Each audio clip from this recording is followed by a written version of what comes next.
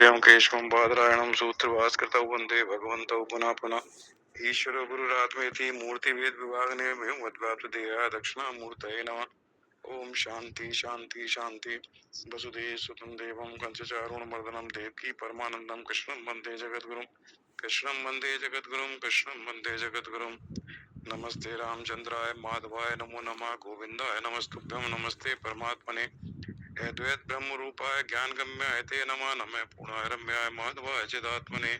ओम श्री परमात्मने नमः। श्रीमद्भगवद गीता चतुर्थ अध्याय। श्री भगवान वाच बहुने में बीती तानि जन्मानि तप चार्जुन तान्यम वेद सर्वाणि न त्वं वेद परन्तप। अजो अपि सन्नव्यात्मा भूतानां ईश्वरपि सन् प्रकृतिं स्वामधिष्ठा संभवात् आत्माया। यदा यदा हि धर्मस्य ग्लानिर्भवति भारत अभ्युत्थानधर्मस्य तदात्मानं सृजाम्यहम्। परित्राणाय साधूनां विनाशाय च दुष्कृतां धर्म संस्थापनार्थाय संभवामि युगे युगे। जन्म कर्म च मे दिव्यम् एवं सुवर्जुन वीतराग भया क्रोधा मनमया मामुपाश्रिता वैभव ज्ञान तपसा पूता मध्वमागता। ये तामां प्रपदन्ते तांस्ते भजाम्यहम्। मम वर्तानुवर्तन्ते मनुष्याः सर्वसा। जय श्री कृष्ण। देखो श्लोक है आज 11, 12, 13। तो भगवान कहते हैं देहिनो अस्मिन् यथा देहे कौमारम यौवनम जरा तथा देहांतर प्राप्ति धीरज तत्र न मुह्यति। हाँ सारस्वत जी,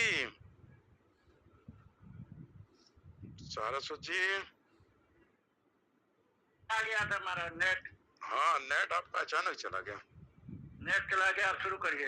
अच्छा तो 13वां श्लोक था देहिनो अस्मिन् यथा देहे कौमारम यौवनम जरा तथा देहांतर प्राप्ति धीरज तत्र न मुह्यति। बढ़िया श्लोक शुरू हो गया था 11वें श्लोक से। अभी इस पर डिस्कशन चल रहा था कि शोक ना करने योग मनुष्य के लिए शोक करता है, पंडितों जैसे ज्ञानी जैसे बात करता है। जिनके प्राण चले गए, जिनके प्राण नहीं गए हैं, ज्ञानी लोग शोक नहीं करते।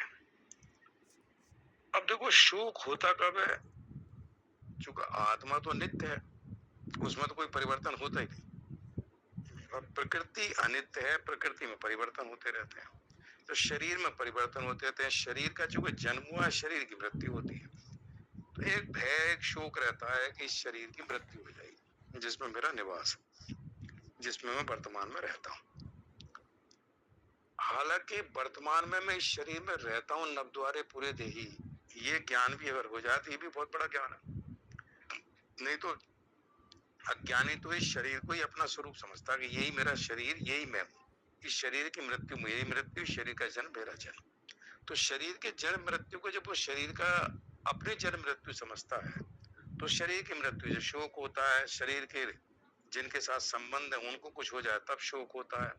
तो मोह से शोक उत्पन्न हो जाता है। जब प्रकृति चूंकि विकारी है, तो विकारी प्रकृति के साथ जब हम संबंध बना लेते हैं तो प्रकृति के विकारों के साथ हमारा संबंध होने के कारण हमारे अंदर ही विकार, ऐसा लगता है कि हमारा विकारों के साथ संबंध है, मतलब विकार हमारे अंदर आ जाता है। हम निकारी, तो विकारों के संबंध होने से ये समस्या हो जाती है। तो भगवान उसको और पिछले श्लोक में समझाया कि ऐसा नहीं है, पहले मैं, तू और ये राजा लोग नहीं थे, या इसके बाद नहीं होंगे, केवल वर्तमान में। तो शरीर की दृष्टि से बताया कि शरीर नष्ट होने से ऐसा नहीं है कि हम नष्ट हो जाए, हमारी सत्ता, हमारी नित्यता बनी रहेगी। इससे पहले भी थी, इसके बाद भी। शरीर बदलते रहते हैं, स्थूल शरीर बदल जाता है, सूक्ष्म शरीर, कारण शरीर तो वही रहते हैं।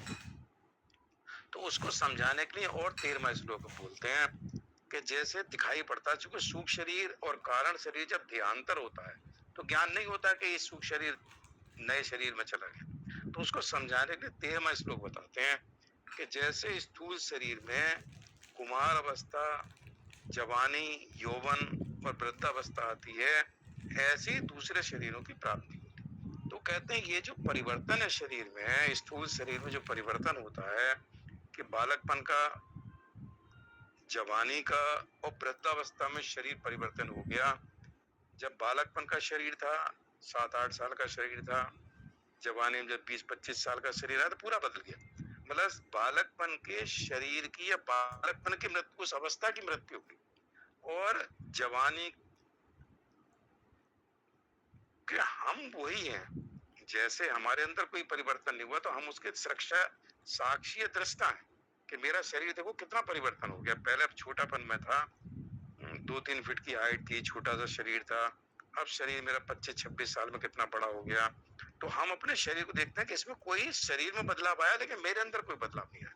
क्योंकि उस शरीर को हम देख रहे हैं तो उस बदलाव को हम, शरीर के बदलाव को महसूस कर रहे हैं। वृद्धावस्था का फिर हमने शरीर देखा, उसका बदलाव देखा, तो स्थूल शरीर के परिवर्तनों को हम दृष्टा भाव से देखते हैं। इसका मतलब है मैं और शरीर दोनों अलग हैं, क्योंकि मैं दृष्टा हूं और शरीर दृश्य। तो दृष्टा और दृश्य मतलब मैंने अपने शरीर के परिवर्तनों का देखा, परिवर्तनों को देखा, महसूस किया, है ना। तो ये दृश्य है, शरीर दृश्य हो गया, और मैं चूंकि इसको देख रहा हूं तो मैं दृष्टा हो गया। तो एक तो अगर इस ज्ञान से इसको देखा जाए तो दोनों अलग है, दृष्टा अलग है दृश्य से। मैंने अपने शरीरों के परिवर्तनों को देखा, तो इसका मतलब शरीर में परिवर्तन हो रहा है, मैं देख रहा हूं। तो उसको कहता है कि ये जो है देहधारी के, देहधारी का देखो, देहिनो अस्मिन, देहधारी के इस देह, देह मतलब मनुष्य शरीर, इन कौन है, देहधारी। देखो देह ने धारण कर रखा है शरीर को, उसके लिए इसका नाम देही का। देही क्यों कहते हैं कि चूंकि उसने देह को धारण कर रखा। जब भगवान कहते हैं जीव को ये एकदम धार्यते जगत, इसने जगत को धारण कर रखा है, मतलब इसने शरीर को भी धारण कर रखा है। तो देही ने देह को धारण कर रखा है, लेकिन उसको ज्ञान, अज्ञान के कारण वो कहता है कि मैं ये देह हूं।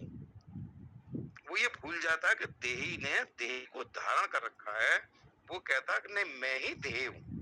तो देह के परिवर्तन को अपना परिवर्तन समझता है, देह की मृत्यु को अपनी मृत्यु समझता है। तो उसे पहला ज्ञान हो जाए कि मैंने और इस शरीर दोनों अलग अलग है, मैं दृष्टा हूं और ये दृश्य है। इसलिए इदम शरीर कौन थे, जो भगवान कहते हैं क्षेत्र में विधीयते, कि ये जो शरीर है, इदम जब बोलते हैं ये है, तो ये हमसे अलग होता है।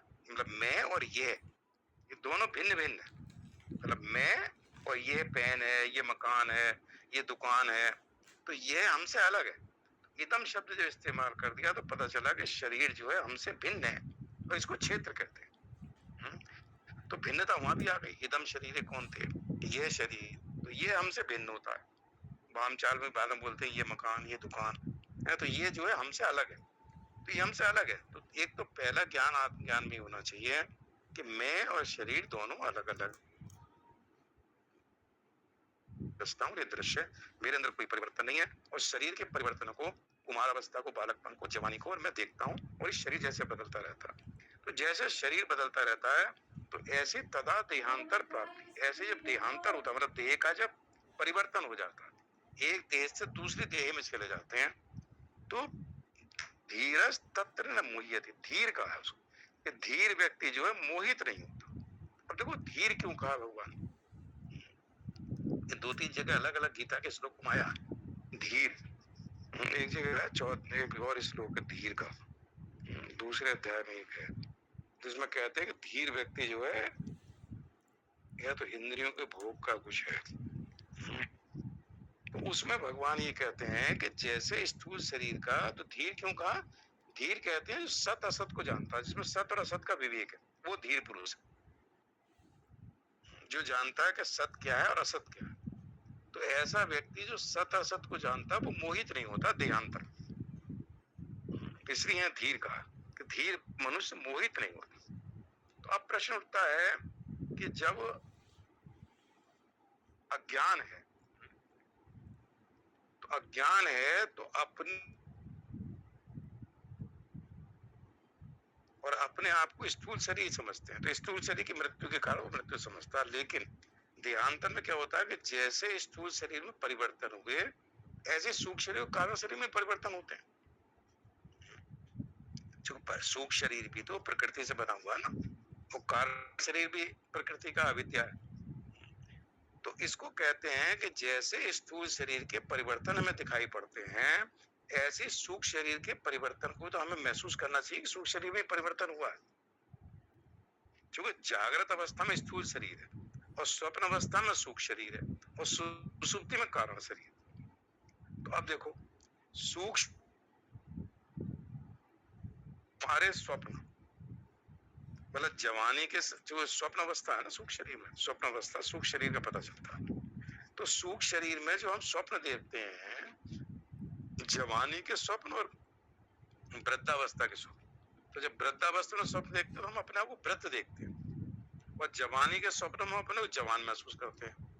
तो जब स्वप्न अवस्था में सूक्ष्म शरीर में हम अपने आप को जवान महसूस करते हैं, वृद्ध महसूस करते हैं, बालक महसूस करते हैं, तो सूक्ष्म शरीर के अंदर भी स्वप्न अवस्था में उसी तरह के परिवर्तन होते रहते हैं, सूक्ष्म शरीर में परिवर्तन होते हैं।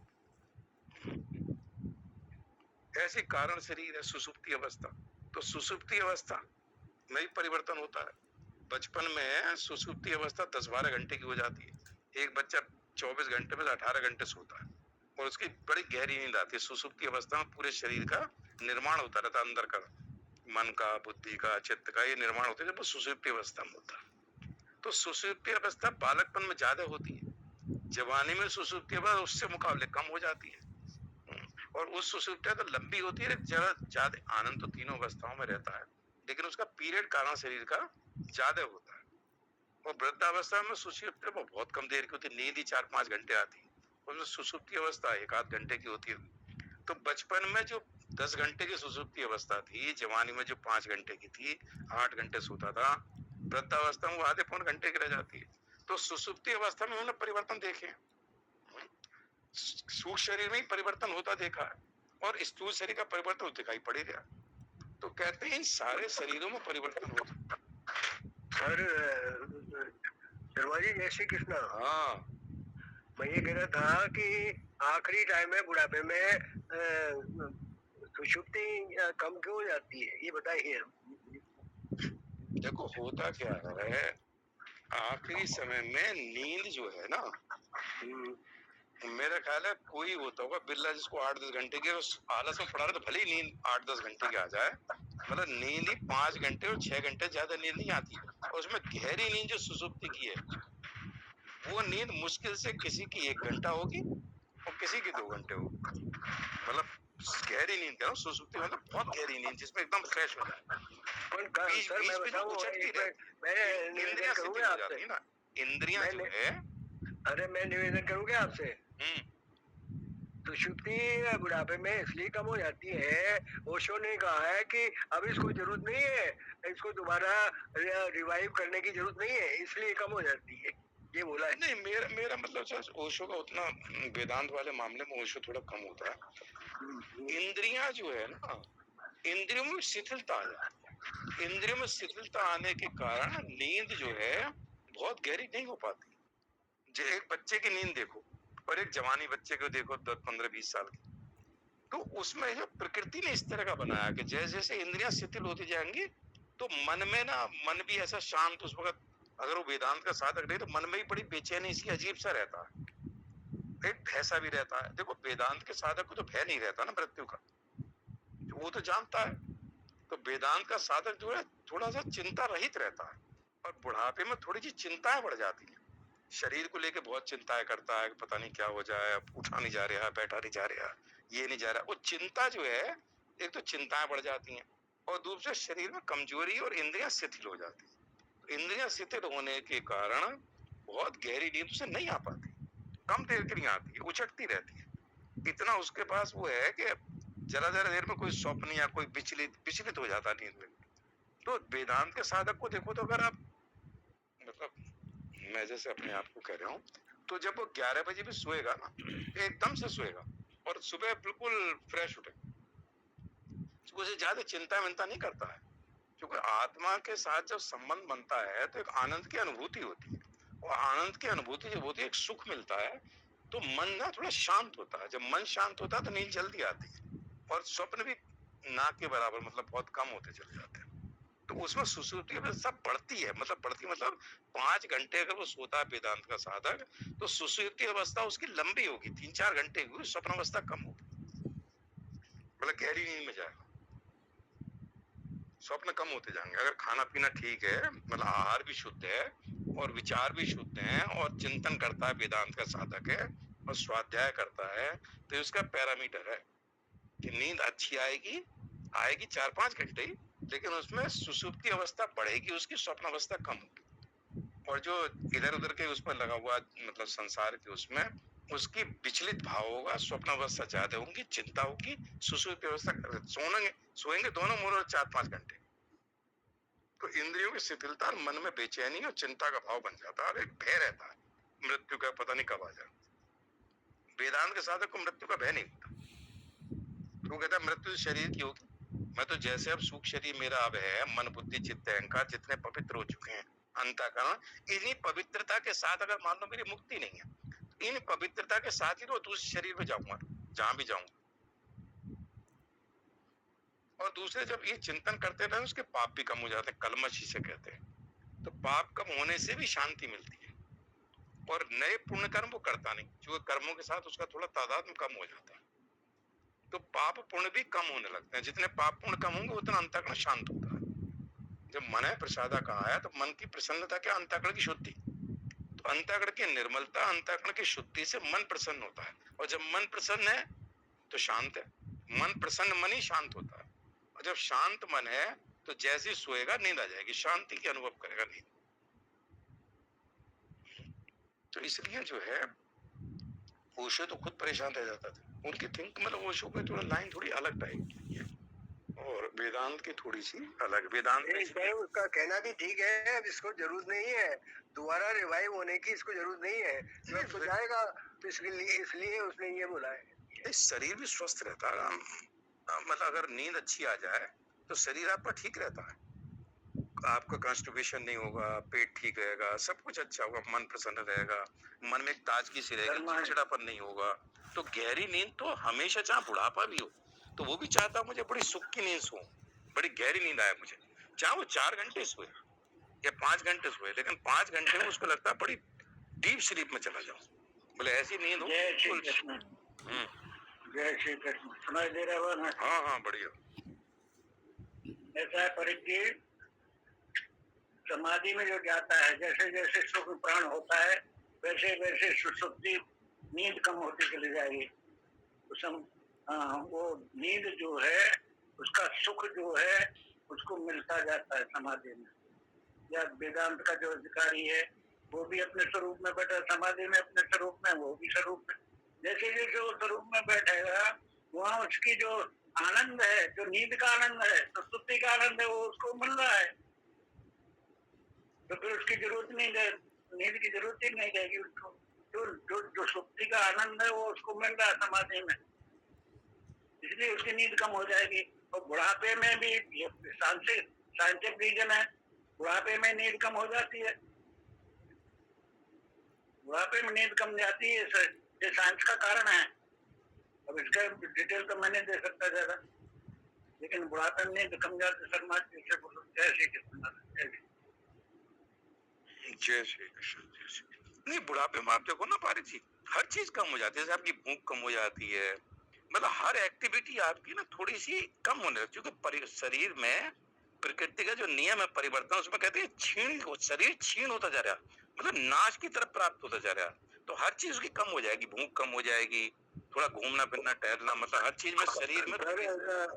सर कई संतों ने कहा है कि भाग्यशाली आदमी होते हैं जिनको बुढ़ापे में नींद आ जाती है, कईयों को आती। मैं भी कह रहा हूँ, मैं कह रहा हूँ अगर आप वेदांत में और अपने आप को इसमें पूरी तरह से डाल दो, मतलब 60-70 साल की जिनकी उम्र है, जिनको अब दुकान में नहीं जाना या मतलब ऑफिस नहीं जाना, वो अपने आप को अगर पूरी तरह से, मतलब जहाँ संसार की जरूरत है, घर परिवार में कोई देखभाल या कहीं अस्पताल जाना कुछ करना, उसे छोड़ के बाकी जो समय मिलता है उसमें संसार के चिंतन से अपने आप को पूरा काट ले, और पूरा काटने के बाद में इधर की तरफ पूरा डाइवर्ट कर दे, तो उसके मन में असीम शांति, एक आनंद की अनुभूति, और कभी कभी जो कुर्सी में सिर लगा के बैठेगा तो उसको जो एक मन में जो कहते हैं संकल्प रहित बैठना, थोड़ी देर चिंतन रहित अवस्था में बैठना, तो उसको चिंतन रहित अवस्था का 2-4 मिनट की हो गई तो उसको वो आनंद की अनुभूति हुई, सुसुप्ति में होती है, तो वो फ्रेश ही रहता है। मतलब 11 बजे भी रात में ऐसा लगे बोलते हुए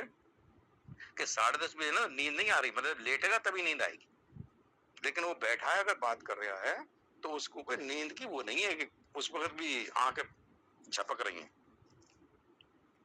तो ये मेरा मतलब है कि बुढ़ापे में भी इसीलिए कहते हैं कि वेदांत की तरफ इधर जाना चाहिए। मतलब आत्मा अनात्मा क्या है, मेरा वास्तविक स्वरूप क्या है, इसलिए भगवान गीता का उपदेश जिसको 11वें श्लोक शुरू ही उसी से कर रहे हैं, शरीर शरीरी से। अब यहाँ धीर पुरुष को कह दिया कि धीर पुरुष वो है जो सत असत को जानता है, और जो सत असत को जानता है मोहित नहीं होता, मतलब मोह उसके पास नहीं आता। तो जब मोह नहीं आता और सत असत को जानता है, मेरा वास्तविक स्वरूप सत है, मैं तो नित्य हूँ, मेरे अंदर तो ना मेरा जन्म होता ना मेरी मृत्यु होती है। और इस तरह का करते करते उसके पाप भी कम हो गए, तो उसे नरक का ही भय नहीं कि मैं नरक में जाऊंगा या कहाँ जाऊंगा, उसे यही नहीं मैं कहाँ जाऊंगा। भगवान के साथ ऐसा संबंध जुड़ा हुआ है कि वो उसे पता है कि जहां लगाए भगवान मेरा हित ही होगा।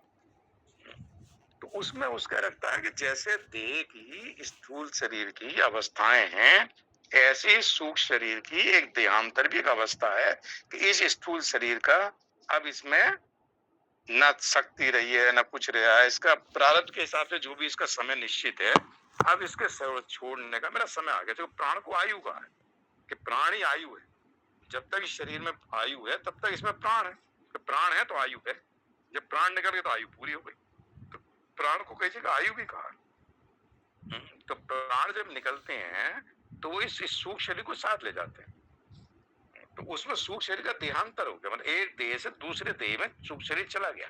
और सूक्ष्म शरीर क्या है, जो हमारा मन है, बुद्धि है, चित्त है, प्राण है, इंद्रियां हैं, ज्ञान इंद्रिया, कर्म इंद्रिया, ये पूरे का पूरा जो सिस्टम है इस शरीर के अंदर। अब बाकी का सूक्ष्म शरीर को निकाल दो इसमें से, तो बचा क्या, हड्डी मांस मज्जा, लीवर किडनी, जो स्थूल शरीर के पार्ट है वही तो बचे हैं। लेकिन जो मेरा मन है जिसके अंदर मैं सोचता हूँ, सोचने के बाद बोलता हूँ, वो जो इंद्रियां हैं वो सब इंद्रियां तो निकल गई। तो सूक्ष्म शरीर तो पूरे का पूरा जो है उसमें तो कंटिन्यूएशन है, लेकिन बस अगले चूंकि जन्म के बाद में इस सारा पिछला भूल जाता है कि पिछली बार में कौन था। तो ऐसे सूक्ष्म शरीर का जो देहांतर है उससे वो कहते हैं धीर पुरुष मोहित नहीं होता। धीर वो है जिसको सत असत आत्मा अनात्मा का विवेक हो गया कि मेरा वास्तविक स्वरूप क्या, अपने स्वरूप का, आत्मा का जो यथार्थ स्वरूप है उसका उसको ज्ञान है। वो बात दूसरी का अनुभव है या नहीं है, लेकिन वो जानता पूरा है कि आत्मा का यथार्थ स्वरूप है, उसको नाम तत्व है। जैसे तत्व ज्ञानी, तत्व ज्ञानी कौन है, जिसको उस आत्मा के यथार्थ स्वरूप का पूरा ज्ञान है, उसको तत्व ज्ञानी कहते हैं। तो उसका भले ही आत्मा का साक्षात्कार नहीं हुआ, लेकिन उस तत्व को जानता पूरी तरह से कि ये नाशवान है शरीर, इसके अंदर मैं हूं अविनाशी, मैं अनंत जन्मों से मैं वही हूं और शरीर बदलते जा रहा है। तो ये तो वो बैठ कर सोचते ही कि शरीर पिछली बार को दूसरा था, अगली बार को दूसरा हो जाएगा, लेकिन मेरा मन बुद्धि चित्त अहंकार जो है उसमें तो कोई परिवर्तन नहीं है। वो तो जो मैंने शुद्ध किया उतना शुद्ध के साथ अगले शरीर में जाऊंगा। तो वो कहते हैं कि जैसे स्थूल शरीर में अवस्थाएं बदलती हैं, बालकपन, जवानी, बुढ़ापा, ऐसे सूक्ष्म शरीर में परिवर्तन होते हैं, कारण शरीर में परिवर्तन होते हैं, और उन परिवर्तनों के हम देखो दृष्टा हैं। आप अपने शरीर को देखते हो कि मुझे 10 साल पहले कैसी अच्छी सुसुप्ति अवस्था होती थी, आज नहीं है, तो इसका मतलब मैं सुसुप्ति अवस्था का दृष्टा हूँ, जानता हूँ अपनी सुसुप्ति अवस्था को कि कम होती जा रही है। अपने स्वप्न अवस्था का भी साक्षी हूँ, उसको भी जानता हूँ। अपने स्थूल शरीर की अवस्थाओं का भी साक्षी हूँ, वो भी मैंने देखी है। तो मैं इन तीनों अवस्थाओं से अलग, इन तीनों शरीरों से अलग।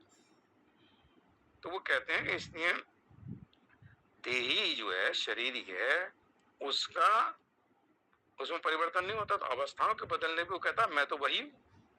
लेकिन जो धीर पुरुष नहीं है, जिसको ज्ञान नहीं है, वो इनके बदलने से वो अपने आप को ही बदलना समझता है, इसलिए उसको भय होता है कि इतना बदल गया, पता नहीं क्या होगा, मृत्यु हो जाएगी, फिर कहाँ जाऊंगा, क्योंकि उसको कौन से मार्ग से जाऊंगा, कहाँ जाऊंगा, कैसे होगा, क्या है, मतलब। और दूसरे अंतःकरण शुद्ध नहीं है तो उसमें कलमी से पाप भी बहुत है, तो उससे भी एक भय होता है। पिछले उसकी याद आती रहती, मैंने ये गलत काम किया, उस ये गलत काम किया, ये गलत काम किया, तो कहीं ऐसा तो नहीं ऊपर जाकर कुछ सजा मिल जाए।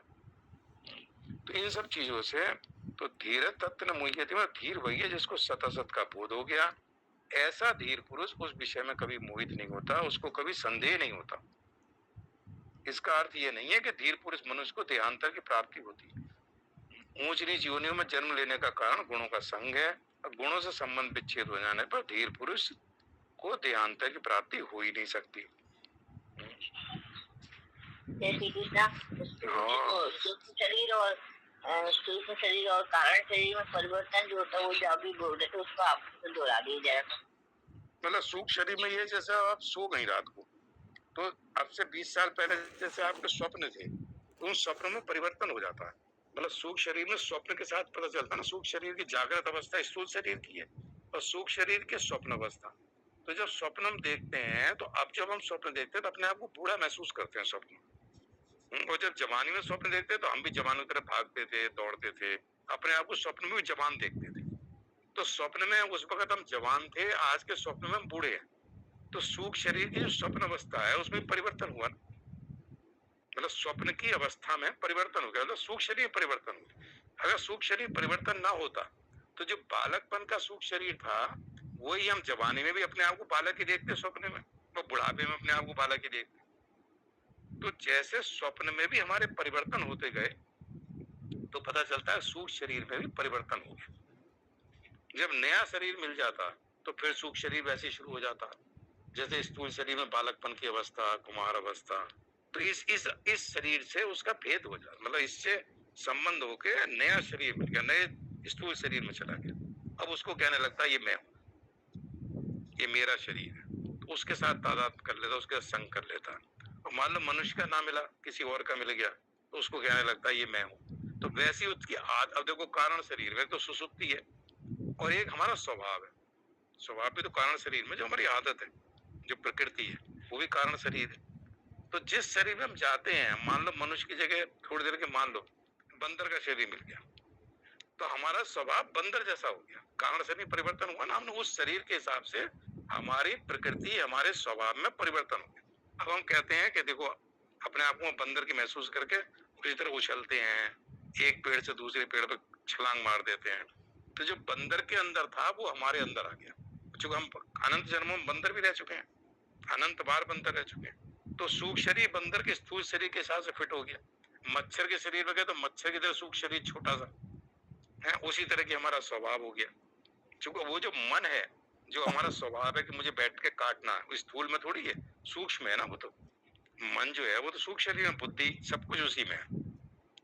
तो उसके साथ से हमारा शरीर अब उस तरह का स्वभाव बन गया। तो कारण शरीर है, उसमें स्वभाव और आदतें और प्रकृति ये कारण शरीर है।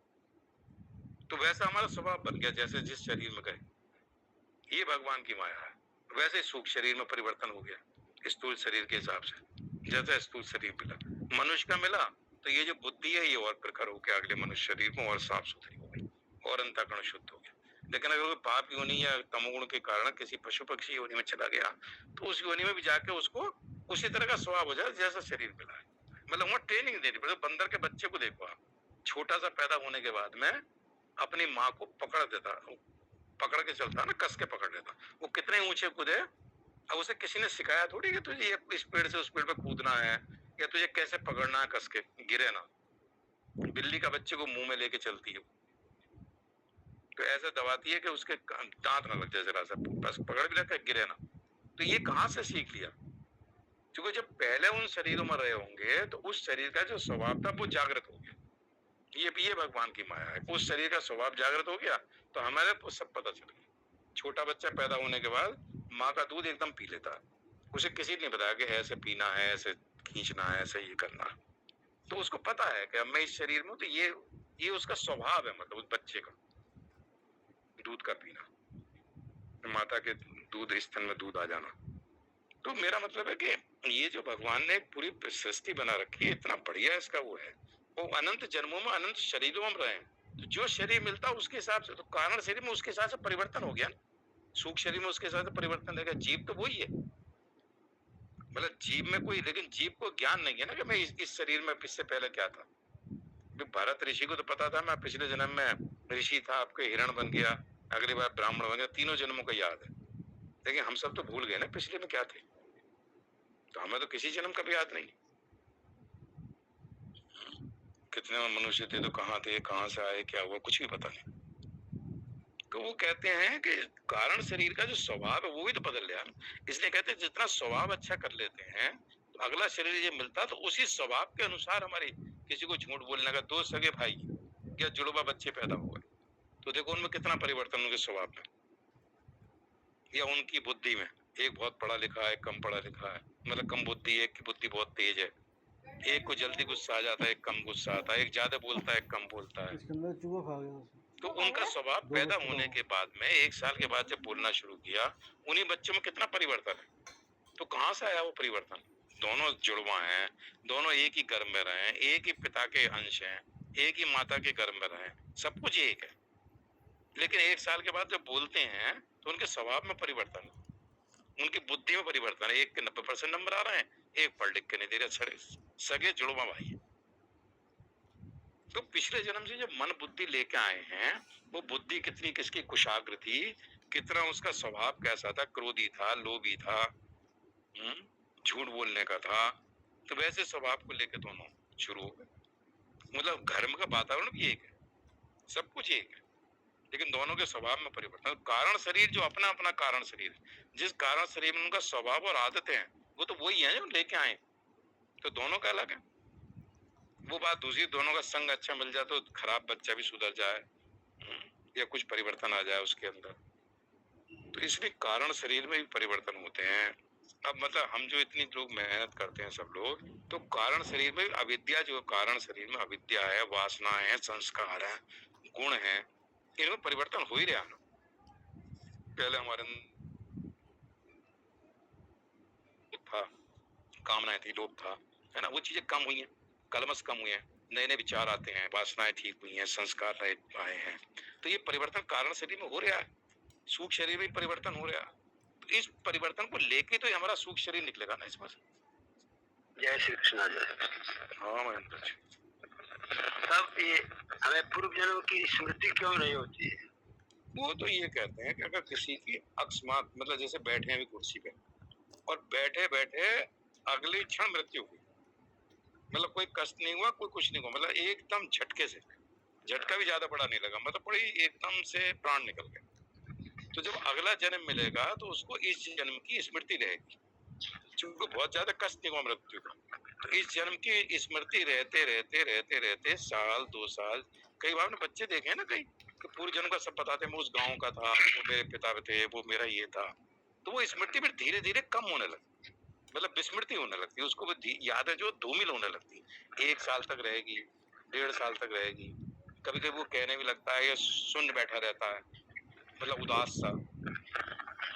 तो कई बार क्या कहते हैं, जो जन्म का कष्ट और मृत्यु का कष्ट है, तो कई बार मृत्यु के कष्ट में, जब मृत्यु के कष्ट में शरीर से प्राण निकलते हैं, तो उसी वक्त उसकी विस्मृति हो जाती है, उसकी इस कष्ट के कारण जो झटका लगता है ना एकदम से बुद्धि को, और जब निकलता है प्राण के साथ, वो बुद्धि प्राण उसको लेके निकलते हैं, तो कई की विस्मृति यही हो जाती है।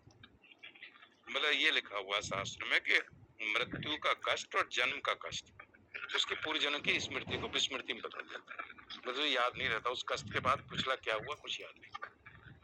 तो वो भी है। और दूसरे भगवान की ये है कि अगर मान लो स्मृति रह जाए तो सृष्टि नहीं चल सकती। आपका जो पिछला मकान आपने बनाए 4, उसमें जाके आप कब्जा कर दोगे, पैसे के ऊपर आप कहोगे मैं कमा के छोड़ गया था इतना, बैंक बैलेंस है, आपके घर में गरीब घर में पैदा हो गया, मकान नहीं है, उस मकान को बच्चों से कहोगे मेरा मकान था, मैं इतना पैसा, तो मेरा एक पूरा सिस्टम पकड़ जाएगा। कहाँ वो गरीबी में पलना था, कहाँ उसकी पिछली बड़ी बहुत बड़ा अरबपति था, कोई दान वान कुछ नहीं करा तो गरीब घर में पैदा हो गया, तो उस घर में जाके वो कर देगा कि जी मेरा इतना पैसा, मेरे इतने मकान थे, इस पर तो मेरा अधिकार है, मैं तो इसमें सब कुछ लूंगा। तो जो उसको भोगना था प्रारब्ध में गरीबी को, तो भोगेगा ही नहीं। तो भगवान का एक सिस्टम भी है कि एक फ्रेश उससे वो जब नया शरीर मिला है तो हर चीज नए तरह से शुरू करे। वो ज्ञानी बन सकता है, पिछले जन्म में मान लो अज्ञानी था, तमोगुण था, तो सतगुण को भी ला सकता है। तो हर तरह का मतलब उसको सृष्टि ठीक चलाने के लिए पिछले जन्म से अगर तादाद बना रहा।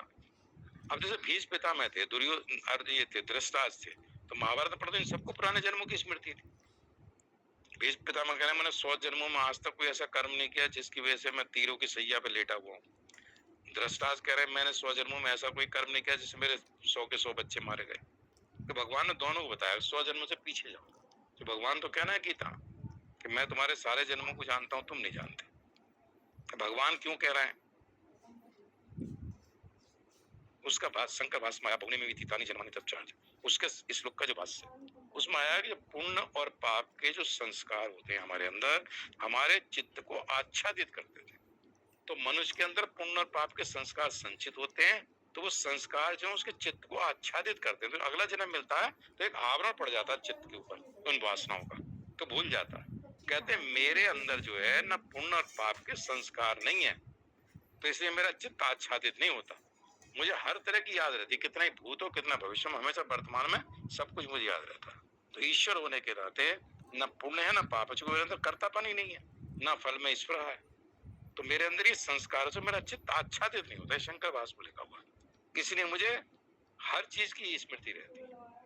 तो हमारी स्मृति के न रहने का कारण ये भी कि जो वासनाओं से चित्त आच्छादित हो जाता है। ये जो है चौथे अध्याय के बहुने में तीराने में जो शंकर उसमें दिया हुआ है कि भगवान ये कह रहा है कि मेरा मुझे स्मृति क्यों है, तुझे स्मृति क्यों नहीं। वो भी एक है, वासनाओं से चित्त आच्छादित हो जाता है। इसलिए जो अंतःकरण की शुद्धि क्या है कि अंतःकरण निर्मल हो गया, कि जो हमारी वासनाएं संस्कार दूर होते हैं तो अंतःकरण निर्मल होता है। भगवान भगवान भगवान कहते हैं कि ऐसा कभी नहीं था कि मैं नहीं था और तू नहीं था। किसी युग में मैं भी, हर एक युग में मैं था और तुम थे, इस तरह से कहें ऐसा अध्याय में। तो मोक्ष में क्या पोजीशन होती है साहब? किसमें? जब आदमी जीव को मोक्ष हो जाता है ना, उसमें तो कोई रहता ही नहीं। उसमें तो कहते हो दो तरह के मोक्ष है ना। एक मोक्ष तो है जो सालोक मुक्ति, सारूप मुक्ति, सामीप्य मुक्ति, सायुज्य मुक्ति है मुक्ति। तो सालोक मुक्ति में क्या होता है कि शरीर यहाँ से सूक्ष्म शरीर निकला और निकलने के बाद भगवान के लोक में चला गया, तो उसको कहते हैं सालोक, भगवान के लोक में चला जाएगा। तो अब जन्म मृत्यु तो नहीं होगी लेकिन भगवान के लोक में रहेगा। तो एक तरह से जन्म मृत्यु से मुक्त हो गया, लेकिन भगवान के लोक में है। सालोक मुक्ति कहते हैं उसको। एक है सामीप, कि लोक तो भगवान का बहुत विशाल है लेकिन भगवान के समीप रहे, श्रेष्ठ है। सालोक से सामीप श्रेष्ठ है, और सामीप से सारूप है। सारूप में क्या होता है कि चतुर्भुज रूप मिल जाता है।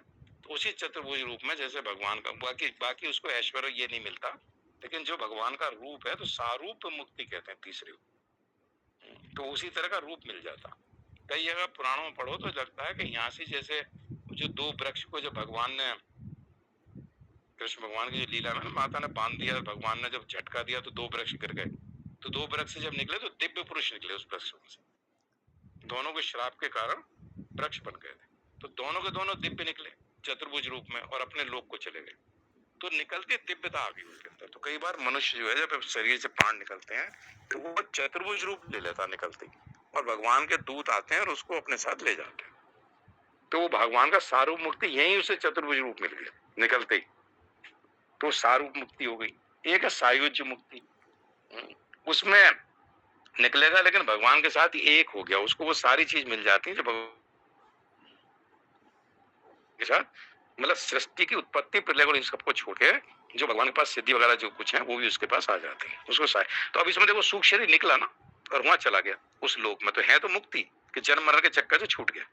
और एक है जिसको कहते हैं जिसके प्राण उत्सर्जन नहीं करते, उस मुक्ति को कहते हैं कि यही उसके प्राण ही नहीं निकले, मतलब सूक्ष्म शरीर विलीन हो गया समष्टि सूक्ष्म में, प्राण प्राण में, समष्टि प्राण में, इंद्रियां समष्टि इंद्रियां सब विलीन हो गए, और वो जीव जो है यही ब्रह्म में लीन हो गया, मतलब उसके प्राण उत्क्रमण नहीं करे। बाकी में प्राण निकल के और वो उस शरीर से सूक्ष्म शरीर निकला और भगवान के लोक में चला गया।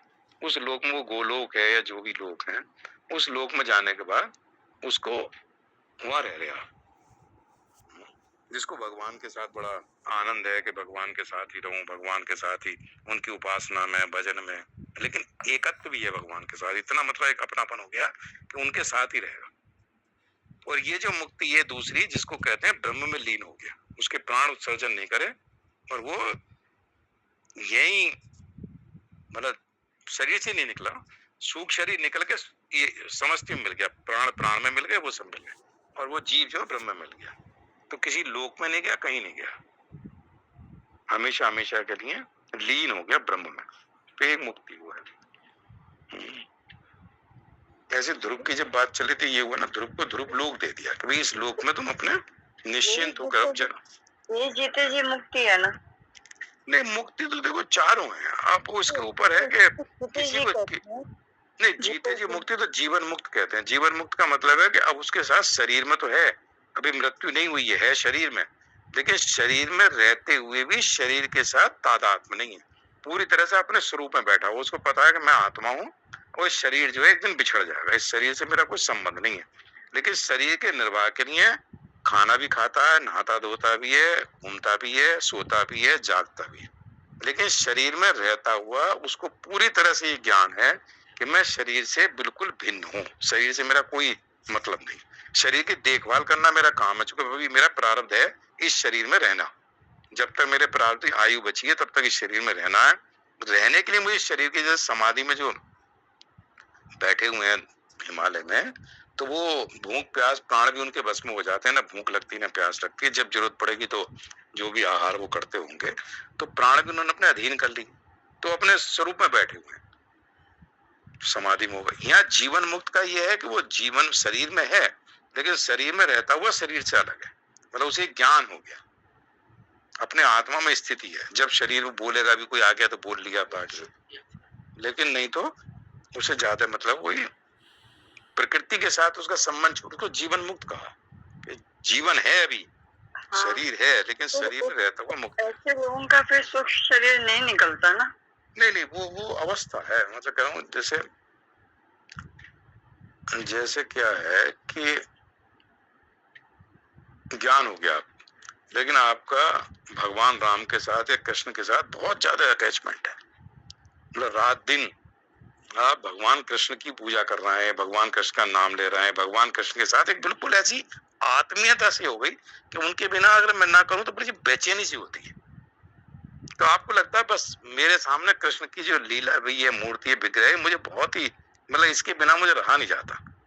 तो आपको मुक्ति की इच्छा नहीं है कि आपके प्राण ना निकले, आपको मतलब है आप भगवान के लोक में जाके और भगवान के समीप चले गए, तो वह भगवान का जो आप देख रहे हो, भगवान का बैठे हैं, देख रहे हैं, चिन्मय रूप है, और आप भी उनके साथ उनके लोक में हो। जब कभी अवतार लेंगे तो आप भी आ गए, नहीं तो नहीं आए, वो कारक पुरुष के मतलब आपके मन में ये इच्छा नहीं है मैं हमेशा के लिए मुक्त हो जाऊं, आपके मन में मुझे भगवान के साथ रहूं, मतलब इतनी आत्मीयता हो गई भगवान के साथ, इतना अपनापन हो गया कि आप उनके साथ बिछड़ना नहीं चाहते। ऐसा लगता है बस इनके साथ मुझे मन मेरा इनके साथ जुड़ गया, तो मन उनके साथ जुड़ गया तो वो अपने पास बुलाते हैं कि तुम मेरे लोक में आओ, तो है मुक्ति। लेकिन प्राण निकल के सूक्ष्म शरीर निकला, उनके दूत लेने आए उसको, मतलब यमराज यमलोक वाला नहीं है, उनके दूत लेने आते हैं, दूत लेके अपने साथ अपने विमान से, ऐसे बहुत सारे पुराणों में आते हैं ना कि विमान लेके आए, अपने साथ लेके सीधे अपने लोक को चले जाते। तो उस लोक में इसलिए जाता है उनके जिसके साथ जिसकी वो है, राम के साथ है, कृष्ण के साथ है, तो उनके साथ चला जाता, उनके लोक में चला जाता, तो उसको मुक्ति कहा है ना, सामीप्य सालोक सारूप,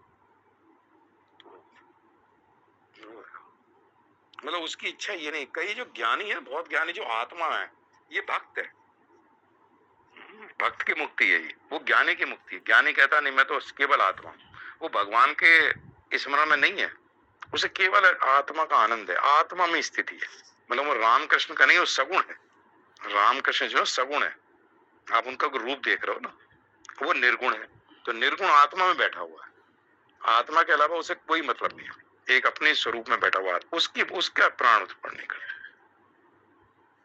लेकिन सारी अपने मन में अच्छी है। तो मतलब अवस्थाएं हैं, अगर किसी को लगता है कि मैं तो निर्गुण का वो हूँ, और निर्गुण आत्मा में निराकार, जो निर्गुण निराकार आत्मा है, उस आत्मा में बैठा रहता मतलब शरीर में रहता हुआ शांत है, ना किसी नाम किसी का स्मरण कर रहा, ना किसी का जप कर रहा, बिल्कुल शांत एकदम आत्मा में स्थिति है, तो उसके प्राण उत्पन्न नहीं करते। तो वो तो प्राणों के साथ ही संबंध नहीं रहना उसका, तो जीते जी बस प्राण चल रहे हैं शरीर में, सांस आ रही है, सांस जा रही है, तो बिल्कुल चिंतन रहित, संकल्प रहित अवस्था में अपनी आत्मा में स्थित, जो स्थित प्रज्ञ दिए हैं। तो मेरा मतलब है कहीं हो। अच्छा, दूसरे जो ऐसे भक्त और ज्ञानी होते हैं ना, वो चिंता नहीं करते कहाँ जाएंगे, वो ज्ञानी है तो अपनी आत्मा में बैठा, उसे पता ही नहीं कहाँ जाना और कहीं नहीं जाना, भक्त है जिसका भगवान के साथ बहुत ज्यादा संबंध हो गया, बहुत ज्यादा आत्मीयता हो गई, वो चिंता नहीं करता, भगवान चिंता करते हैं इसे कहाँ ले जाना। भाई आपके किसी के साथ बहुत ज्यादा संबंध है, तो जहाँ भगवान के साथ इतनी आत्मीयता, इतने संबंध हो गए हैं, तो भगवान को देखना ना कि कब आपको ले जाना और कहाँ ले जाना और कैसे ले जाना। वो नहीं चिंता करता। अगर वो चिंता करेगा, वो चिंता करेगा फिर तो गड़बड़ हो गई। वो तो शरणागत हो गया ना सर, तो शरणागत भी क्या समझे को, मतलब एक तरह से इतनी घनिष्ठता हो गई, इतनी एक आत्मीयता कह लो या मन के साथ मन जुड़ गया। मतलब शरणागति में तो फिर भी भेद है शिष्य और गुरु वाला। वहां तो मतलब जब वो उनके साथ जब रहता है ना, तो रहते रहते ऐसे लगे जैसे दोनों, जब भक्ति करता है तो लगता है मैं भक्त हूं और ये मेरे भगवान है, और लेकिन वैसे इतना जुड़ गया है, इतना प्रेम है उनके साथ कि उनका विरह जरा सा बसर बर्दाश्त नहीं करता। मतलब इतना प्रेम है, इतनी आत्मीयता, जैसे शब्द ज्यादा बढ़िया, इतनी घनिष्ठता है, इतना प्रेम है कि प्रेम के बिना इतना बेचैन हो जाता है जब उनसे थोड़ी देर को अलग होना पड़ता है। तो वो जो भक्त है इतना, तो उसे जो भगवान में रस है, भगवान भी उसके प्रेम से भूखे हैं, तो भगवान उसे अपने लोक में रखते हैं अपने साथ, अपने प्रेमी भक्तों को। ये कह तो जन्म मृत्यु का चक्कर नहीं, उसे ना कोई कामना है, ना कोई आसक्ति है, ना शरीर का भाव है कि मैंने क्या खाया। उसे ये जरूर है मैंने भगवान को भोग लगाने के लिए अब इनको भोग लगाना है कुछ, तो भगवान के निमित्त भोग लगा के जो बचा उसको उसने खा दिया। तो वो भक्त ऐसा भक्त है, तो उसको भगवान फिर अपने लोक में रख देते हैं। कभी जो उनके बिना उसे रहता नहीं, उनके साथ इतना जुड़ गया है, उनके बिना उनको रहने में कष्ट होता है।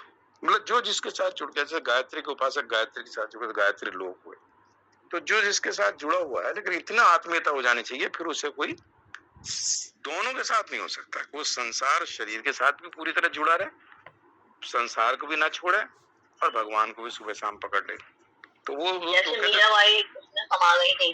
हाँ, मीराबाई भी तो कितनी बड़ी भक्त थी।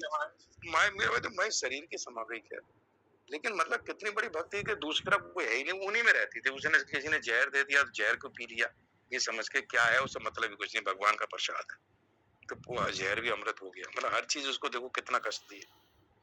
तो मेरा मतलब वो जो भक्त है, उस भक्ति की पराकाष्ठा है कि फिर वो भगवान के ऊपर ही कह देता है। मतलब वो चिंता नहीं करता कहाँ जाऊंगा और कहाँ नहीं रहूंगा, कैसे निकलूंगा और कैसे जाऊंगा। मतलब वो भक्ति की पराकाष्ठा हो। ज्ञानी की आत्मा वाला, तो ज्ञानी के प्राण उत्पन्न नहीं करते, इसलिए वो आत्मा जो है निर्गुण निराकार, वो जाएगा कहाँ? वो तो पहले ही निर्गुण निराकार के साथ जुड़ गया, उसका कोई आकार ही तो ब्रह्म है, निर्गुण निराकार, तो ब्रह्म के साथ चला है।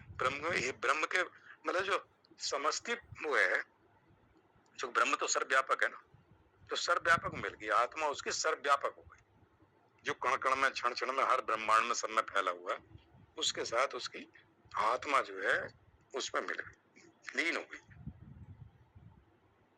और बाकी जो भगवान के लोग चले, वो ना हो तो जैसे जिसको है। लेकिन भगवान ने ही कहा मेरा भक्त का नाश नहीं होता, या ये कहा वो दुर्गति को प्राप्त नहीं होता। जो साधक है, जो आत्म कल्याण के लिए लगा हुआ है, तो कौन सा छठे अध्याय में कहीं है श्लोक ना, जो आत्म कल्याण के साधन में लगा हुआ है, ऐसा मेरा भक्त जो है वो दुर्गति को प्राप्त नहीं होता। तो दुर्गति का मतलब मनुष्य से नीचे, मतलब मनुष्य जन्म ना मिलकर कोई दूसरा जन्म मिल जाए, उसको दुर्गति कह देते हैं। जो मनुष्य मिल गया तो जहां उसने छोड़ा वहां से आगे बढ़ेगा, तो दुर्गति हो गई, मतलब वो तो उसके नीचे चला गया, तो नीचे नहीं जाता। तो ये भगवान ने जो श्लोक में समझाया, ओम पूर्णमदः पूर्णमिदं पूर्णात् पूर्णमुदच्यते पूर्णस्य पूर्णमादाय पूर्णमेवावशिष्यते ओम शांति शांति। इसलिए धीर पुरुष की बात, क्योंकि धीर पुरुष मोहित नहीं होता, कि जो सत असत को जान लेता, आत्मा अनात्मा को जानता, उसे पता है कि शरीर छूटेगा, तो कहीं वो संबंध बनाना चाहिए भगवान के साथ, जो सगुण के साथ, किसी एक के साथ, ताकि जो है उसका नाम, उसका स्वरूप हमें मृत्यु के समय भी याद रहे, ऐसा भाव बन जाए। तो जैसे भाव बनते रहते हैं वैसे भाव मृत्यु के समय बन जाते हैं। मतलब संसार से थोड़ा थोड़ा थोड़ा थोड़ा ना विरक्त होते रहना चाहिए, संसार से या विषयों से। बहुत ज्यादा कहीं जुड़ाव कम हो जाए,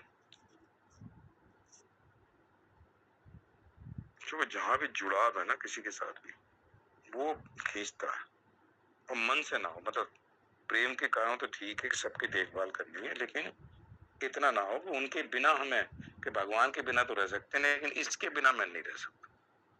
वो जुड़ाव, वो किसी भी चीज में, ये कहते हैं। तो ठीक है साहब, फिर